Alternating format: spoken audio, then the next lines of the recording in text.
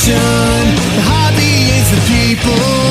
Weekly news and interviews. It's your number one source. Sports Card Nation. The hobby is the people.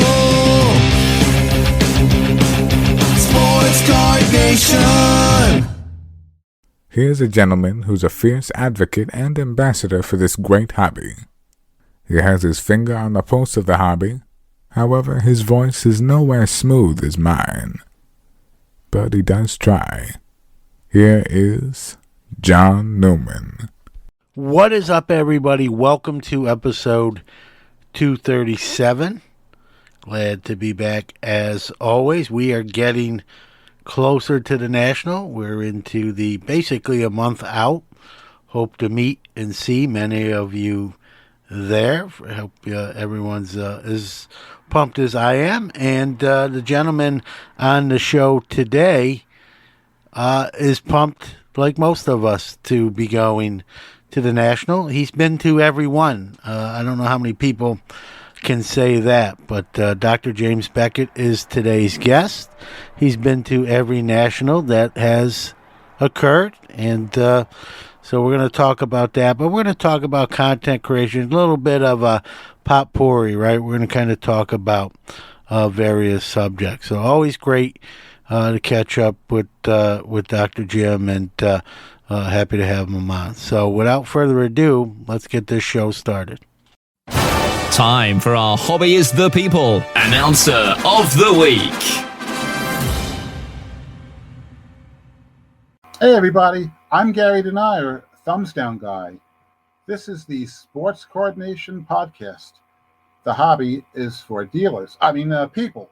If you'd like to be the Hobby is the People Announcer of the Week, do a WAV or MP3 file and send it to sportscardnationpc@gmail.com. For more than 30 years, Robert Edward Auctions has been the nation's premier auction house, specializing in sports memorabilia and trading cards. With significant experience and expertise in all major sport, non-sport, and Americana collectibles, REA has helped clients achieve record-breaking prices for their items and has done so with a reputation for integrity and transparency. By actively partnering with collectors and enthusiasts throughout the entire process, REA has created the hobby's most trusted forum for selling high-quality collectibles. Go to robertedwardauctions.com for more information on how to buy or sell in their next auction.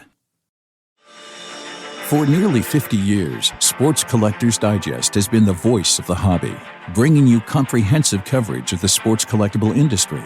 From industry news, auction results, market analysis, and in-depth stories about collectors and their collections, Sports Collectors Digest has everything you need to know about the hobby.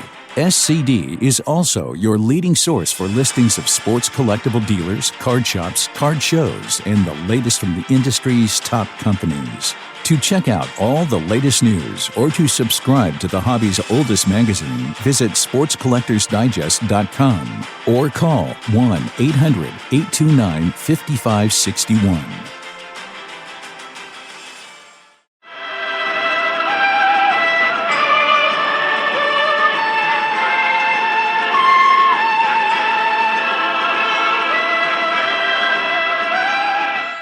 I'm always excited to have this next gentleman on the show. Not his first time, hopefully not his last time. I always introduce him as the man who needs no introduction, but I will give him one just the same. A hobby icon, as I always call him. He does his own podcast, Sports Card Insights. Dr. James Beckett, welcome back. Thanks, John. Always a pleasure. Unfortunately, you talked about it on your show. You lost your dad. I think the timing it's never a good time, obviously. And then you got Father's Day. And you did a tribute episode on Sports Card Insights. I felt like, he's been on the show. I've heard you talk about him at other times. And while I've never met him, I almost felt like through you in the way you described him, I almost felt like I had met him and knew him. And you did a great tribute, obviously, last week to him that really, even driving in my car and listening to you really really hit me. And I know that's probably not as easy as it maybe sound coming through the radio in my car, but I know he's just a great dad, as you said, and you learned a lot from him. I mean, just if you want to say some things, and maybe even putting that episode together, how difficult or maybe not difficult was that to do? Well, the only antidote to getting old and dying is dying young. So my dad was 97 and a half, and we knew he wasn't going to live forever. We did have a goal. He made it 1 week past his 75th wedding anniversary with my mom, who's also, having difficulty. And in one more week, he would have made it to Father's Day, where it's the first Father's Day, obviously, I'll ever have. That a lot of firsts this year for missing my dad. So it'll sink in as those things happen. But, John, any good qualities that I have, I got them from my dad or my mom or both. And the few bad qualities that I have also perhaps did not come from my dad or my mom, but I must have picked up a few bad habits along the way. But I had a great mom and dad. You can't choose your parents, and I really had great parents, and they had a great marriage, which was a great example, not just to me, but all the people that saw them in action. And my dad did a lot of mentoring, and not just his own kids, but it just really was a nice man, somebody, a role model, and my first hero. Yeah, no doubt. Served his country as well. Want to recognize that as well. Entrepreneur, as you mentioned on your programs as well. So you probably got that gene, if you will, from him. When you were going back to your Beckett Media days, and you were building that up, how much, obviously there's, like you said, you had a lot of teammates and people that were responsible along with yourself, but how, even with your dad, like how involved was he during those days, maybe with the company? Did you lean on him at times when you maybe had a tough decision or a decision that you were, or was it just sort of stuff you've already learned from growing up and being raised by him? Kind of. I mean, basically, he had his own company. So, but we talked about business stuff over the years. So, I mean, it was just when it was time, and he would be a ready source of info. But just as a young man, you want to, as much as you can, do it yourself. My dad wanted me to be self-reliant, but he was always ready. And of course, my youngest sister worked for me pretty early on and just did a great job. So I had some extra Beckett DNA in the company pretty much almost from the start. I know you got you said you got cards from your dad, and then you didn't realize it maybe at the time you got some of your uncle's cards as well. Being you became such a prominent figure in the hobby, did your dad collect even later on in life, or not necessarily? No, I mean, that's the reason I got the cards, because my dad and his younger brother, who was just a year younger, a little more than a year younger, they just collected when they were in their preteens and teens, and they were just in my grandmother's attic. And I was the main collector at that point. And at Christmas we visited, she just brought them down and said, "Here, we want you to have these." And she'd saved them. Now they were not even 20 years old at the time. I mean, they were, play balls were, this was in the late 50s. They were from the early 40s, the ones he had. So, that was fortuitous. That was a great blessing. And so I took really good care of them, but it helped me to see that there are old cards that even their primitive printing and not as not as fancy as the cards that they were making then with tops. They're still really cool. And the Babe Ruth cards and things like that, it was fundamental to my understanding that this was a hobby you could have for life. But my dad really just vicariously enjoyed it through me.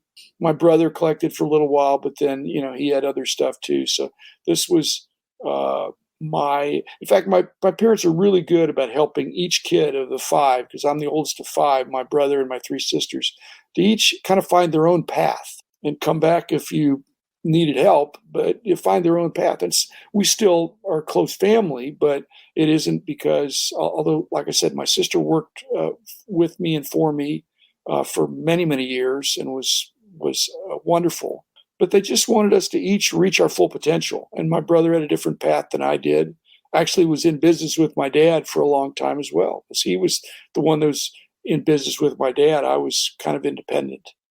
Yeah, and again, it's great hearing, you sharing that, and some people aren't as good at that maybe as you are. And like I said, I felt like, I knew him while I had never met him, and he's like you said, he sounds like a great man, and you learned a lot, and you're probably still learning in some sort of way. So appreciate you sharing that episode with everybody, including myself. Let's get into some content. You some months back, you went to Monday, Wednesday, Friday format rather than every day. Some people, are a little disappointed that we can't get Dr. Jim every day.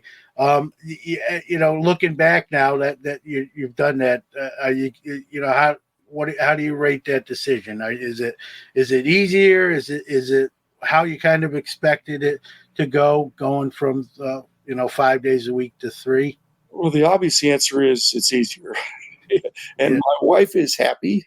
But more importantly, John, I think if I had not done that, and it was really last Thanksgiving, and I didn't have any premonition or prophetic thought that something might happen to my dad or my mom, but I'm really glad, because if I would have been doing 5 times a week, it would have been really difficult the last 2.5 months.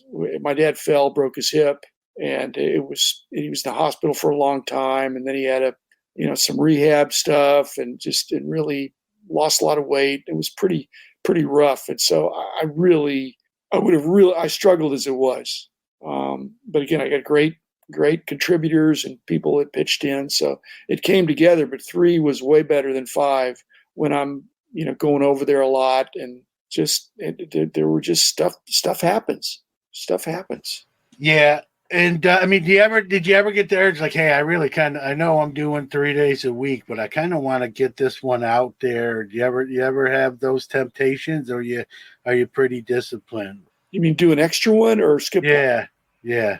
I've done an extra one a couple of times. Yeah. If something came up and I thought, well, I've already got Monday, Wednesday, Friday, but something happened on a Monday night, I'm going to drop something Tuesday morning and just stick it in there. But because even though I'm trying to be timeless, sometimes things really need to be dealt with sooner. And so, yeah, no doubt. I don't want to skip one, because I think I want to, fulfill my promise that I'm going to give less than 15 minutes whenever I do it. And that right now is Monday, Wednesday, Friday. Yeah. And I will say this, what you pack in 12 or 15 minutes, I'm envious, because I can't do that sometimes going it's hard. 45 minutes. I feel bad because I really try to edit it to where I'm not cutting any meat. But, people ramble sometimes. I don't know who would do such a thing. I do too. But when it's an audio podcast, you can kind of think, well, I could take out that paragraph that was interesting, but it's relevant, but it's not required. And I think I want them to appreciate that, it's going to be less than 15 minutes. If all of a sudden I showed up with an hour-long episode, I think people would freak out, including me.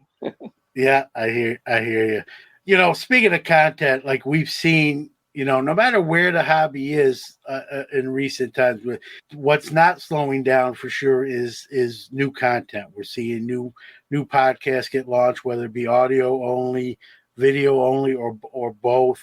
It seems like every day someone I may know personally is doing a podcast. I've been asked even for advice in some of those cases. Do you think can we get to an oversaturation point of too much content, or will the people who consume content be the judge of that and the consumers of that? What's your thoughts on is there a tipping point? If there was a tipping point, we've tipped. But I'd say, John, it's like restaurants. Does the world need another restaurant? Yes, if it's a great restaurant or if it adds something different. But if it's across the corner from another restaurant, it needs to be distinctive. And so if people have a distinctive voice, it's a free world, and it's survival of the fittest. So I'm glad people are trying it. But the average podcast lasts 7 episodes. And so you and I are anomalies. We're the exceptions because you actually have something to say, and I actually have something to say. And some people only have 7 things to say. And when they say them, they exit stage left. And that's okay. Yeah, it's tough. It's tough, right? When we do this one, which is obviously an interview show, hobby quick hits, which I've had people on, but generally it's just me and a topic. And sometimes it can be difficult finding topics, or when you do so many, you're like, did I already talk about this already? Like, am I doing a repeat? And sometimes, that's a factor as well. But, I think for me, and you, we've been in the hobby a long time. So I guess the advantage, if we have one, in your case, intelligence, in my case, just experiences, from almost 40 years of being in the hobby. And in my case, just wearing different hats, collector, owning a store, doing shows, it just kind of, doing almost kind of the circuit of the hobby. I think that's where my content really kind of is driven from. If I didn't have all those experiences and those years under my belt, like you said, it would be even sometimes it's difficult now, be even the degree of difficulty would go up. Obviously, you've been in the hobby longer than I have. You've done a lot of more stuff on different levels. Is you ever have any trouble like coming up with a topic, or not necessarily? No. My wife keeps asking me, "You going to run out?" I said, "I'm not going to run out of interesting guests. I'm not going to run out of interesting cards. I'm not going to run out of interesting sets." And the topics, the thematic stuff, that things pop up, and and they're going to deal with that. But like I said, I'm mainly trying to be timeless, and even with the timeless topics, it's just not. I'm closing in on 1,000, and there's another 1,000 I could. And I'm not promising to do that, but there's I got Rich Klein. He would never run out, and some of my other guests. I will say this: what I've realized now is where I duplicate, and I can't help it, is when I do, which I've done a lot of listener question episodes now.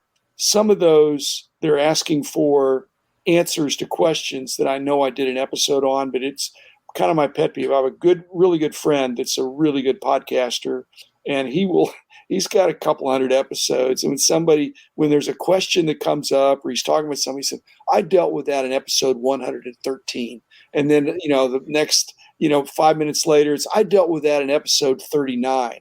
And he gives the title of it and all that stuff. And I thought, I don't want to be that guy. So Yeah. I get a question in the listener questions. I just answer it, and I try to answer it in a different way and not be robotic in my answer, and treat the nuance of their question. And so otherwise it'd be boring for me too. Now, the gentleman you speak of, is he looking that up or does he know off the top of his head, like his episodes? I could never. No, he's actually scripting them. He and I compared notes. We started about the same time. He's very professional. It's not in the industry, but it's just, I have a lot of friends that do podcasting, and we've talked about it. I've learned from him. He's learned from me, but he scripts them. When I started, I thought, I'm going to script it, and I'm going to read the script. And he's actually a professor also. And so he's used to kind of like giving a speech. And I just thought, that's not what I want to do. But he has higher production values. I don't want that. I want it to be, that's why I appreciate you. It's just a couple guys talking. Yeah, and it's honestly just not to pat myself on it. It's the biggest compliment I think that this show gets is I get feedback from people that say, "John, I feel like I'm eavesdropping on a conversation, whether it be at a bar or a restaurant. I feel like I'm the third person. I might not be able to speak, and you might not be able to hear me, but I feel like it's on that sort of level." And even when I do these, and I've said this before, so I apologize for those that have heard it, I don't write a lot of questions down. My questions literally, I might write a few just so I don't miss anything and don't forget. But most of my questions, in the conversation come from the conversation itself, from the answer another question is born from. And I think, that's a lot of the feedback I get is they feel like it's not scripted. I've had people say, I know you don't script your questions. I can tell by the way you ask them, and I appreciate that about that. So, I've always sort of done it that way, and it just people seem to appreciate it, and I think it's even for the guest and for me. I think it's being a little off the cuff is more enjoyable in both of those cases. I may tell someone, hey, these are kind of some of the things, areas I want to go into, but I don't really say the questions or anything like that. I just kind of tell them sort of topic based. And I just think for this show, it seems to work the best. Well, one of the reasons I think you've had a lot of fun with this is because you have different formats and different shows. But my buddy, he's a professor, and so he is scripting even the punctuation, John. So he's got a good voice, and he delivers it, and it's great. But it doesn't sound like he's reading. But he probably even has a teleprompter. So he's very good. He's very good, but he doesn't have guests either.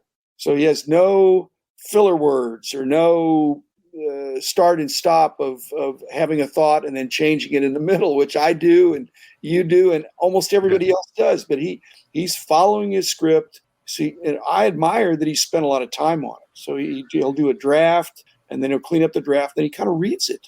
That wouldn't be fun for me. That wouldn't be fun.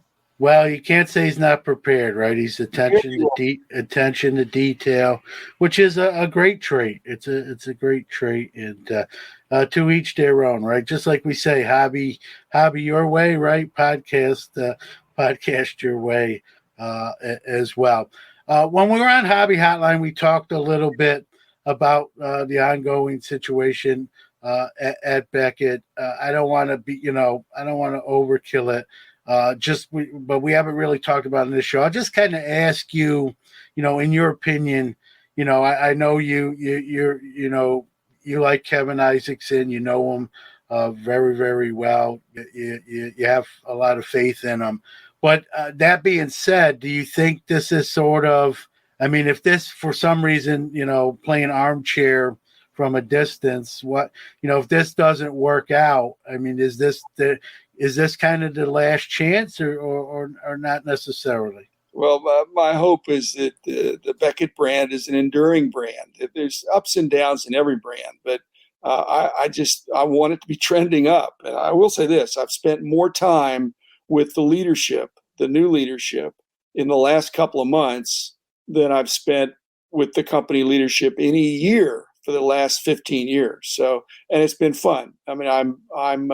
They're bringing some things up to me. I'm bringing some things up to them. And I don't think decisions have been finalized, but I think they're really trying to come out of this with a strong presentation, with a vision that people can say, yeah, that's I can get on board with that. That's internally and externally.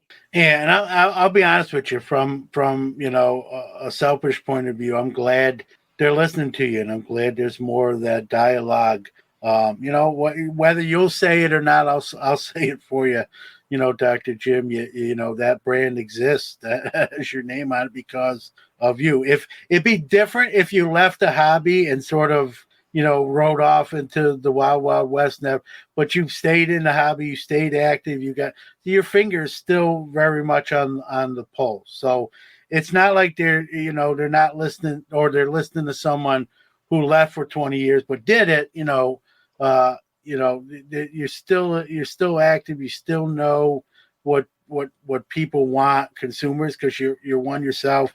You go to shows, you talk to people, you have them on your show, you see them in person. So it's nice to hear that, the current, I'll say regime, and maybe not the right word, but is at least attentive to some of your feedback where, like you said before, maybe not as much. As I always get a kick out of doing these interviews with you, because when you say things, it makes me think in a certain way that's different. And one of the things that's different, I'm realizing now that these other content creators out there did take 20 years off or 15 years off. I mean, they quit in 2003 and they came back with COVID. And all of a sudden they've got a megaphone, a microphone, and they're instant experts. Well, why can't I be an instant expert too? I didn't even leave. So even if I had left, I still would be. I would hope they would hear not just about but see now I'm trying to have some continuity with the good old days, the distant old days, the more recent past, and then what's going on now and what's maybe going on in the future. So I want to be helpful in that way. But they get to make the call. I'm just an advisor or a consultant. But I know you kind of downplayed your role there or your expertise, right? But someone that has done a lot, seen a lot, still doing a lot, and seen a lot. So to have that resource and not take advantage would be, to me, if I may be so, a shortcoming on that part. If they weren't to, heck, I've asked you stuff with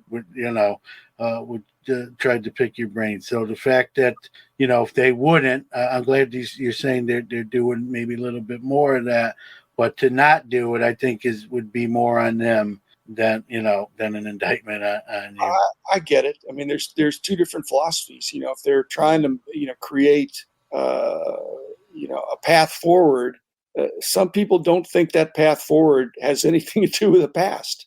And so I don't agree with that, but there's some people that come in, they say, they've earned the right to do it the way they think.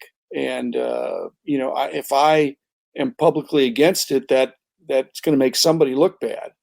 So I don't want to embarrass anybody, but I'm trying to quietly influence. And if they ask my opinion, I'm going to give it. Yeah, no, and I definitely appreciate that about you. You are listening to the Sports Card Nation podcast. We'll be right back after this break. Hobby News Daily is your homepage of the hobby, providing original writing, exclusive gem rate data, a daily morning minute podcast, and some of the best content creators in the hobby. Remember, hobbynewsdaily.com and at Hobby News Daily on social. Happy collecting!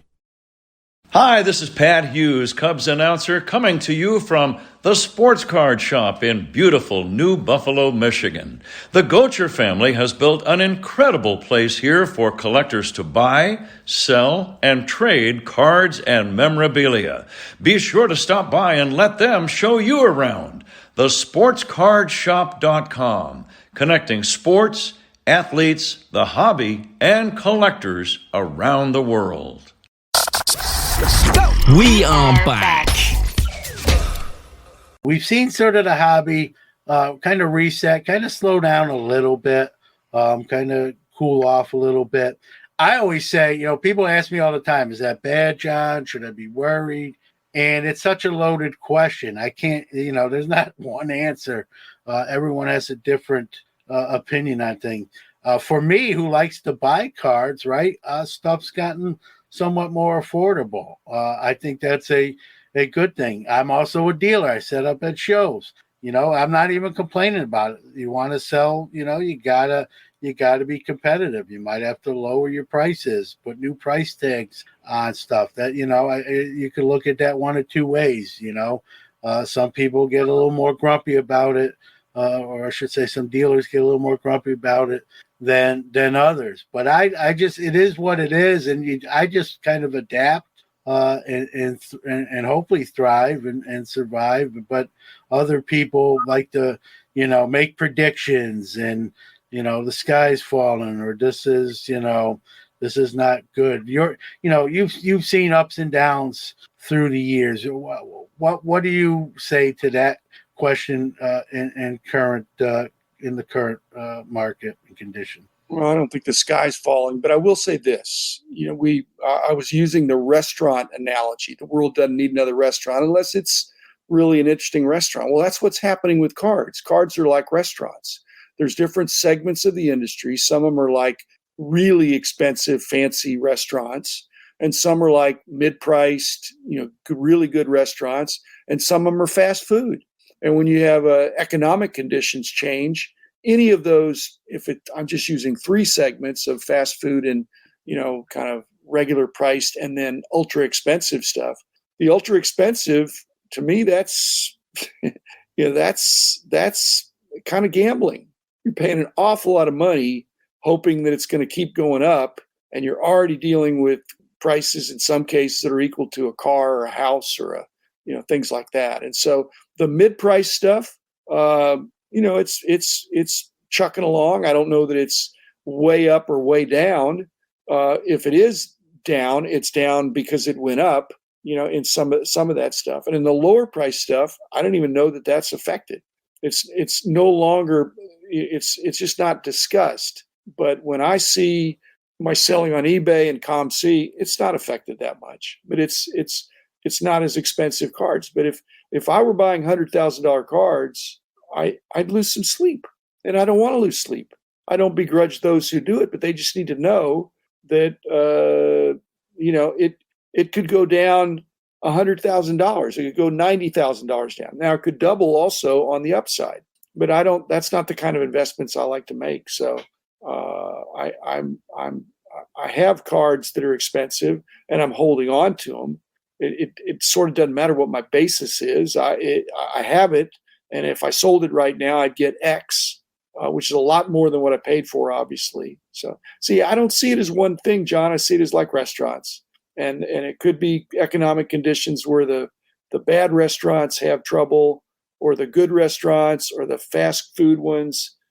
It's just the competition in the category. And the problem with some of these GOAT and Glamour cards, they're creating new ones, the Logo Man stuff. There's another group of them this year.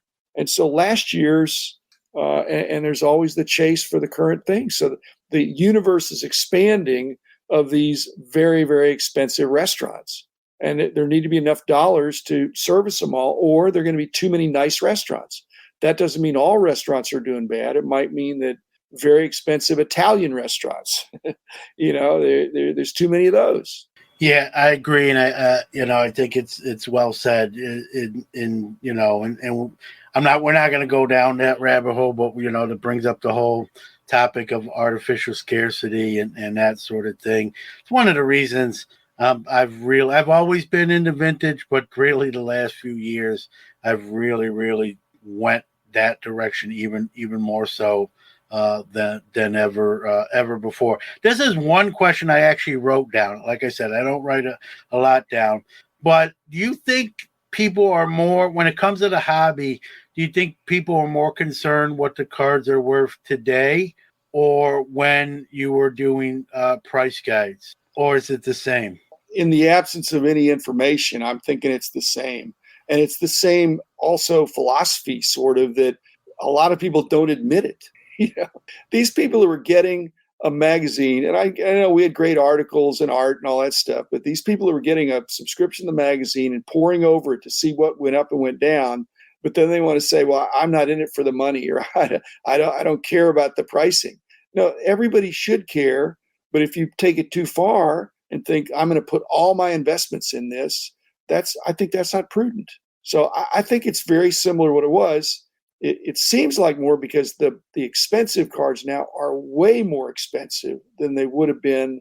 Way more. It just so much more. It's crazy. Yeah, that's true. And I chuckled. I smiled because everyone I said, I don't collect because of the value or the monetary value. But then when they pull something good, the first question they ask, hey, what's this worth? So I always say anyone that says they don't care what something's worth, they're not being 100%.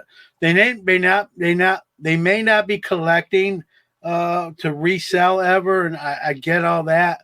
But everyone wants to know, hey, what's this worth? So whenever I hear someone says, I honestly don't care, I always say, man, you're either the unicorn or you're not being truthful, because I think it's one of the first things you think if you pull something that you think is of significance. Well, there's a dealer that sets up at pretty much all the Dallas shows, and he has multiple tables, and all he has is game used and autographed cards, certified autographs, certified game used, and everything is $5 for one. I think if you get 100, it's down to $2.50. So $2.50, and it's thousands of game used patches and things and autographs. Now they're not the superstar players, but the amazing thing, so he does great business. But if he buys a collection and he pulls out the Tom Brady's or the stuff, Michael Jordan doesn't really have. It wouldn't be in that league, but and even Tom Brady would. But if he bought a collection and had a real star player, he's going to pay that. He's going to charge so much more for that. He's going to get it slabbed or put it under glass in his showcase. But he has these monster boxes, tons of monster boxes of this stuff. And so if the regular guy is $2.50, but the other guy in the same set is thousands of dollars, that's, you would think that's something's got to give, because they're equally scarce in the way they were produced. Yeah. No doubt. I got to ask you too, I'm looking at some great cards behind you. I'm a little jealous, but do you still have, people talk about hobby goals? Like, my goal this year is to do that. I know you've talked about sort of downsizing a little bit. But even past that, do you have cards? Like, I always approach, and we're going to talk a little bit about the National here, kind of finish on a high note.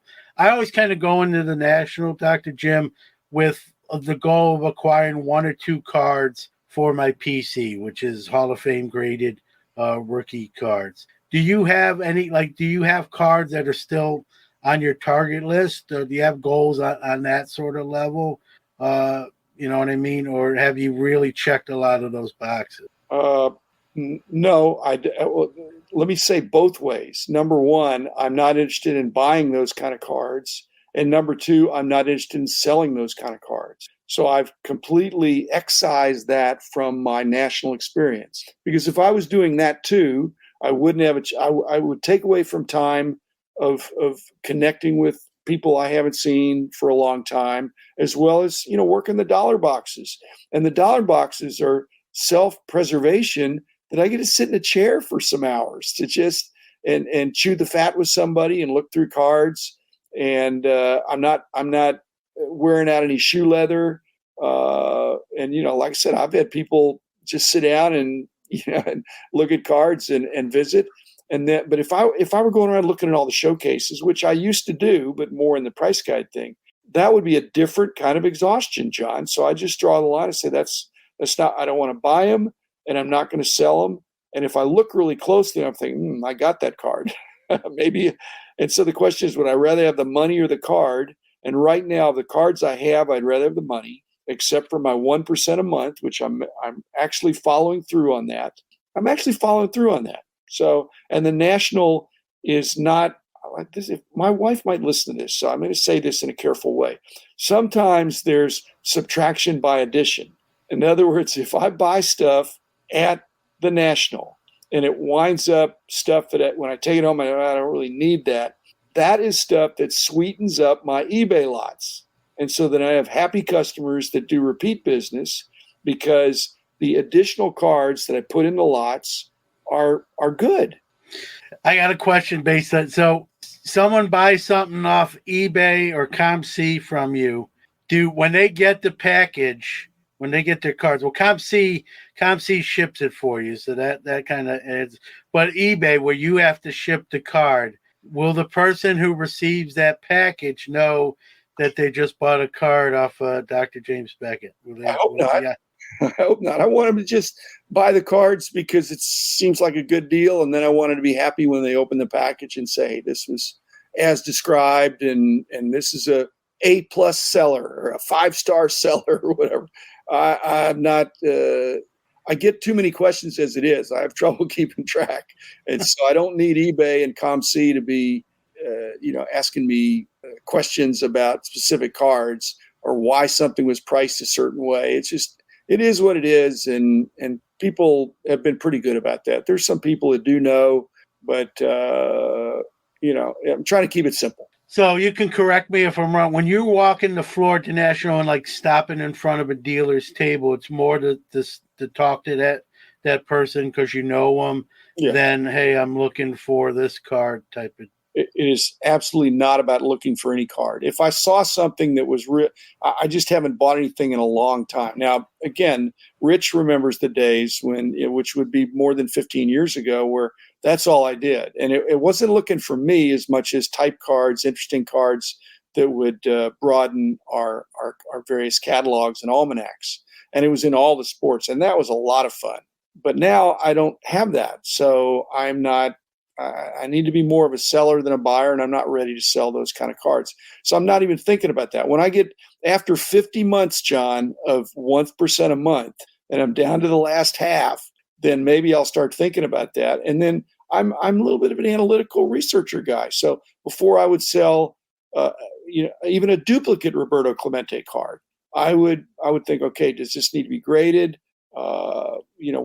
What are the comps, or what would I want to put on this? And it might be, like we said, I don't just go straight by the comps, but I would look at the comps and then I would make my decision.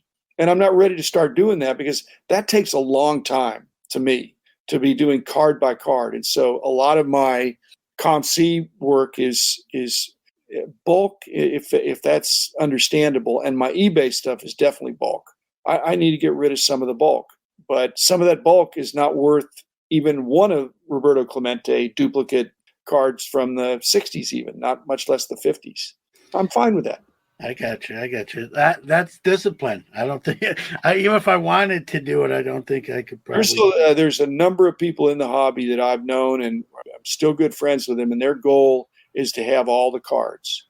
And I had a fork in the road in 1979, 78 probably. Where am I going to try to get all the cards in the world, or am I going to do price guides? And when I did price guides, that really fit my skill set, and I had some great contributors, and it really came together. I had a great run, but that took me out of the buying and selling market because I was a very active buyer and seller in the 70s. That's where I built my collection. I basically got all the sets in the 70s, not from the 70s, but in the 70s, I got all the Gaudis and the play balls and all that stuff. So, and 52 tops and all that. So I had everything.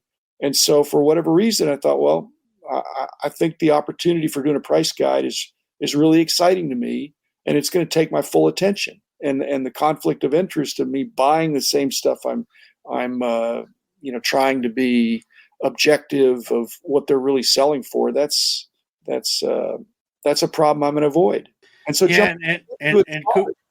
and kudos on you, right? Maybe someone in the same position wouldn't have taken that sort of stance of integrity. They would just say, "I'll just do it quieter, but I'm still gonna do it." So, and discipline, right? It takes a lot of discipline, which I know I probably couldn't pull off. Well, we're talking about the National. You've been to everyone. We're going to see you here in 30-something days at this National. What are some of your favorite? Obviously, I'm wearing my and here's the crazy part. I grabbed the shirt out of my closet. I didn't do this on purpose, but I'm wearing the Singles Club shirt today, but more by happenstance than anything else. So as you said on your show, and you said it even today, that's one of your favorite things. But what other types of things, do you enjoy? I know you meeting old friends, new friends, and just kind of speak to what the National means to you. Well, there's probably three things I do. Well, four if you count the dinners. I mean, I try to have kind of thematic dinners. The first couple of nights I do kind of dinners with old friends that represent one, the kind of the old timers in the industry, and the hobby hotline dinner will be a lot of fun. And so I got that going. And in the daytime, when I'm not looking at cards, I'm going to be wandering around, and I'm doing two things. One, I'm connecting with people. I might meet some new friends too, but it's, there's some people that I really like that I only see once a year. I want to do that. And occasionally I'll bump into somebody and say, you know what, I really need to have you on my podcast. And so I'm realizing now that's not the time to do the podcast. I'm going to whip out my microphone, even though I have it with me. I'm thinking, let's just schedule it for Zoom next month or whenever it's not important. And so I'll do that. So I'm either connecting with them and catching up, or, kind of saying, hey, let's do a podcast next month. And then the other is just, kind of sitting around and still kibitzing and talking to people or just working the boxes. And those are some of my people too, John. I've had a lot of fun sitting there. And if it's by myself, that's okay. But a lot of times somebody will come up and they're curious about what I'm pulling out, and I've got things that I pull, and it's very non-overlapping with what Rich Klein pulls. So that's why he's one of my buddies to be a wingman, or I don't know if I'm his wingman or vice versa, but we pull different stuff. Yeah, and I've been one of those that grabbed the seat next to you, and we had a nice chat. I had to get up. You outlasted me. You won that battle. Do you get people maybe sit next to you and like try to pick your brain about, hey, who are you buying, or who should I be buying? Well, they might pick my brain, but it shouldn't be about that, because again, it's like you would tell them. I can't tell you how to collect, but they can't do it the way I do it. If they say, I want to do it the way you do it, I say, well, okay, first do a bunch of price guides for a few decades so that you know the long tail and you understand the principles of supply and demand and scarcity in the industry, that you have to be able to, like Rich says, like we both, when you see something that looks like you haven't seen it for a while, or you haven't seen it, it's either, it could be a color variation. Hey, that doesn't look right. Or it's an SSP or something. You think, that's not the pose I'm used to. Rich is terrific at that, and I'm good too. But you can't do that. You can't just all of a sudden say I'm going to do that, because you can't look up dollar box cards one at a time. You have to just either say I'm going to take it or I'm not going to take it. And if you take it, you might have made a mistake. It might be worth less than $1. Now most of them are worth, and that, a plug for the Singles Club. They're not trying to put cards in there for a quarter that they're selling for $1. They're trying to put cards in there that are at least $1, because that's why that's their reputation, that they're good deals. And then they put in a few cards they put in there really good deals. Now, they're not the only ones that do it, but the word would get out if you're looking through a whole big box like a double shoe and you pull out one card and it took you 15 minutes to spend $1. That's just, but the card's worth $250. So it's not very exciting, and so you need to pull more, and you need to enjoy the flow of seeing what's there. And so if I go up to, here's a tip. Okay, when I go up to a new person that I don't know, I might do one row of their box, and if I pull nothing out of it, I probably just keep moving. Just let it go. If I So you're dipping your toe in the water. Do a little sample. Okay, but if there's some good stuff in there, then I'll keep going.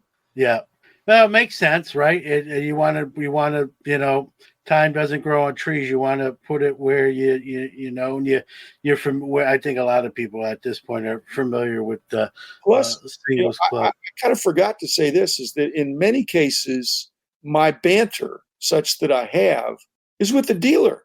It's not necessarily, it could be with you. If you're next sitting there, we'll be talking about stuff, but it could be, I mainly buy from people that I like. And after all these years, I know a bunch of them. And so if I thought the Singles Club guys were jerks, which they're not, they're the opposite of jerks. They're good guys and they aim to please, then I wouldn't want to, I've got lots of places to give my business, including no business. I don't need more cards, but I love shopping I want to go in shops or booths or tables where I like the people and the cards are interesting and the people are interesting. So I've had great conversations because I'm there for a few hours sometimes.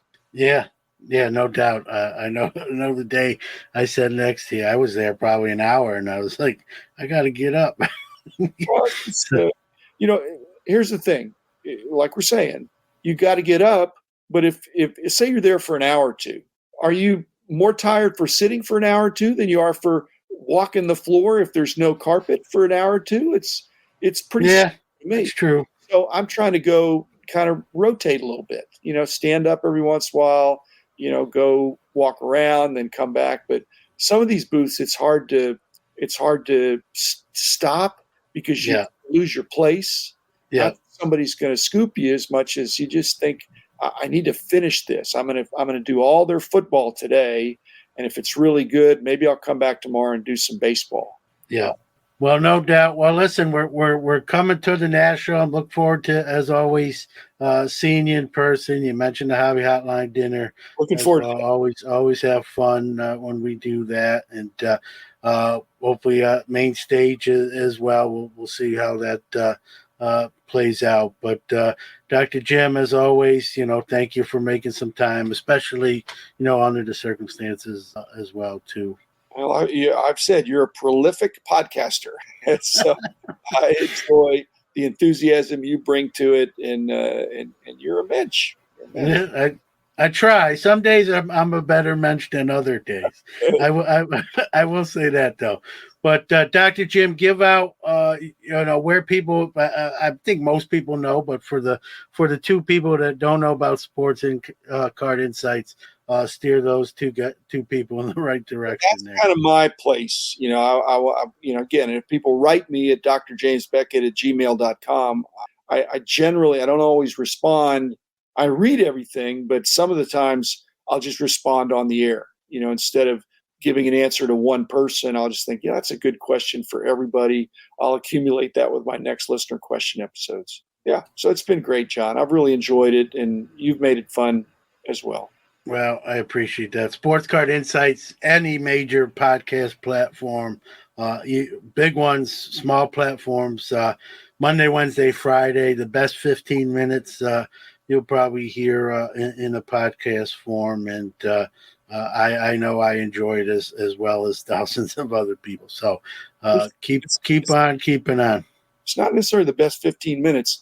The best 15 minutes is probably somewhere in Jeremy Lee's 2 hours. But where is it?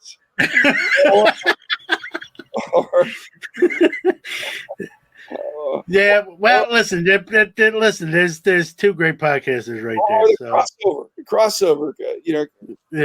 Those guys. It's just Josh and Chris. I mean, Christina. There's at least 15 great minutes in there, and usually a lot more. But I just don't have the patience to listen to all 2 hours every.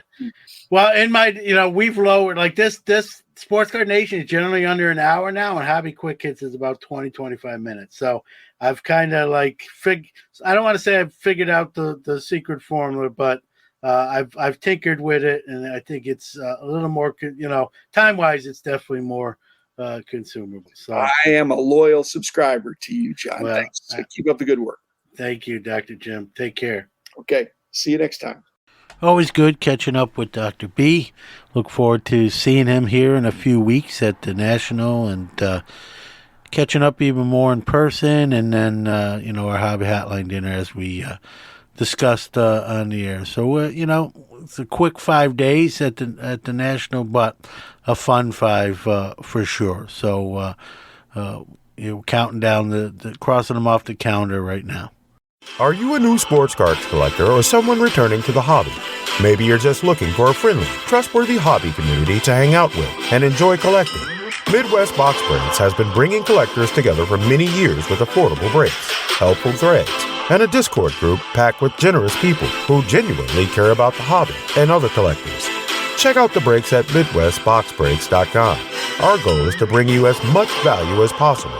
Also, find us on Twitter at Midwest Box Breaks. Hey folks, John here. Just wanted to remind you, use the discount code MBB10 for 10% off your first order at MidwestBoxBreaks.com. Iron Sports Cards is your #1 source for all your PSA and other grading submissions. Their elite status improves turnaround times. Heck, they even provide the card savers. Their chat rooms provide updates on all your submissions. They also offer wax options and single cards to cover all the bases. Check them out on Facebook at Iron Sports Cards Group or on the web at ironsportscards.com, or even give them a call at 1-877-IRON-PSA. Rob's got you covered. That's a wrap for this week. Huge thanks to you, the listeners out there, because without you, there is no us. If you like the show, we truly appreciate positive reviews. Big ups to our great guests who drive the show and our awesome sponsors who make it all possible. Sports Card Nation will be back next week. But don't forget to catch either Hobby Quick Hits or Card Mentions coming up on Monday. I'll leave you with this. How do we change the world? One random act of kindness at a time. Remember, the hobby is the people.